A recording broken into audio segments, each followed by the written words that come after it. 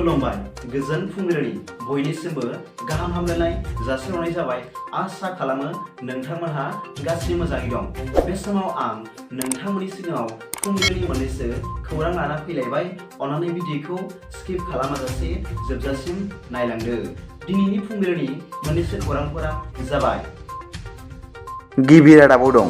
थांनाय सुनिबारखालि क'क्राझारनि डिसि अफिसाव सासे 4 ग्रेडनि साख्रि मावग्राखौ डिसिनि बुनाया जेरावबो गोसारदों।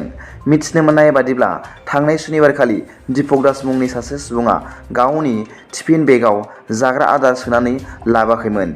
बिनि थाखाय क'क्राझार जिल्लानि डिसि बरनाल लेखाया गाज्रि रायनानै सोबादों आरो ओंख्रिखौबो गस्लायाव सारनानै होदोंमोन होनना मिथिनो मोननाय जादों।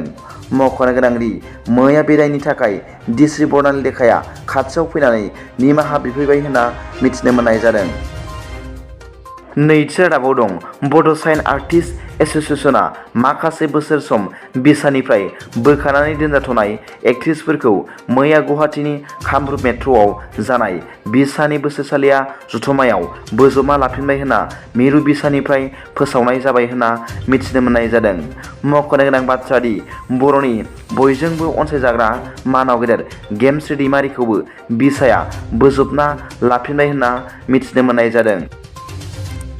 थामथि रादाबाव दं।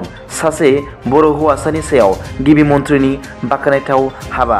मिथिनो मोननाय बादिब्ला मैया आसामनि गिबि मन्थ्रि मानाव गेदेर डक्टर हिमन्त बिश्व शर्मा बिथाङा गहपुरनि आलफन बसुमतारी मुंनि सासे नोरजिया बर' हौवासाखौ मदद होनायनि मुङाव बे हौवासाखौ फाहामथाय होनायनि गासै खरसफोरखौ होजोबगोन होनना खोथा होबोदों होनना मिथिनो मोननाय जादों।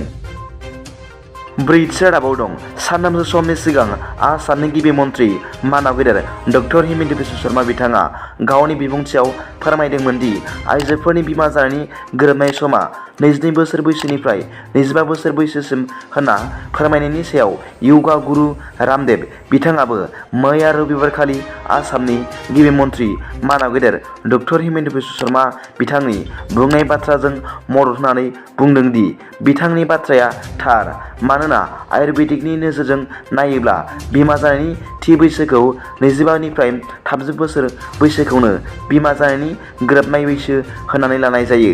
बेनिखायनो बिथांनि बाथ्राया अजुक्ति जायाखै, अदेबानि बिथांनि बाथ्राया बिगियानारि बिथा गोनां जादों होनना फोरमायदों होनना मिथिनो मोननाय जादों।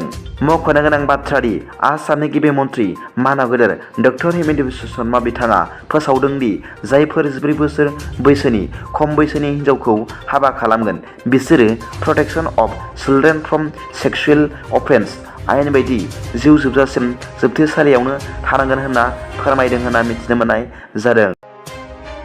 बाथि रादाबाव दं। थांनाय सुनिबारखालि सानै सुबुङा मोसौ बेदर फाननायनि दायाव खाजादों। मिथिनो मोननाय बादिब्ला पुलिसजों खाजानाय सुबुंफोरखौ आसामनि करिमगन्ज जिल्लानि खाबारिबन गामिनि होनना मिथिनो मोननाय जादों। बे सानै सुबुंनि मुंफोरखौ फारियै आसार उद्दिन आरो फाखरुद्दिन इस्लाम होनना मिथिनो मोननाय जादों। मख'नो गोनां बाथ्रा दि बे सानै सुबुंखौ कर्टआव हाजिर खालामनायनि उनाव जुडिशियेल कास्टडियाव दैथायहरनाय जाबाय होनना मिथिनो मोननाय जादों।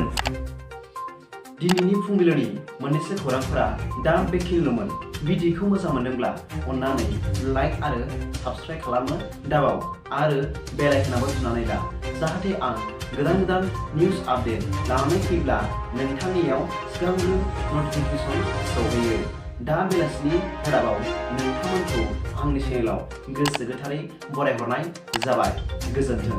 एसेनोसै। जय बर' हारिनि